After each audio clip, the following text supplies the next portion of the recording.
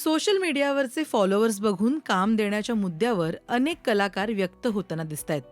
अनेक reel star मालिका आणि सिनेमांमध्ये झळकतायत. याबद्दल सुद्धा अनेक कलाकारांनी खंत व्यक्त केली. आता यावर अभिनेत्री प्राजक्ता दिघे यांनी भाष्य केलंय.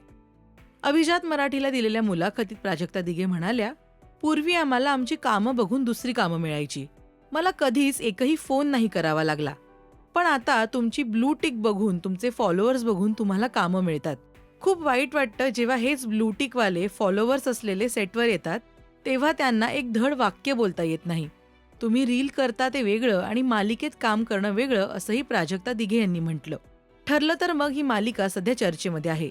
सायलीच्या आयुष्यात आलेलं वादळ सध्या चर्चेच्या केंद्रस्थानी आहे. दरम्यान याआधी गार्गी फुले थत्ते यांनीही इन्फ्लुएन्सरबद्दल भाष्य केलं होतं. फॉलोअर्स बघून काही चॅनल्सनी सोशल मीडिया इन्फ्लुएन्सरला कामं सुद्धा दिली.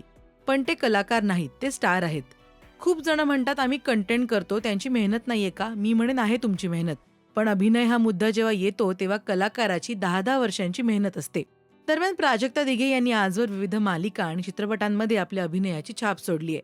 कारे दुरावा, 4 दिवस सासूचे, छत्रीवाली यांसारख्या मालिकांमध्ये त्यांनी काम केलंय. तर त्यांच्या या वक्तव्यावर तुमचं मत आम्हाला कमेंट करून नक्की सांगा.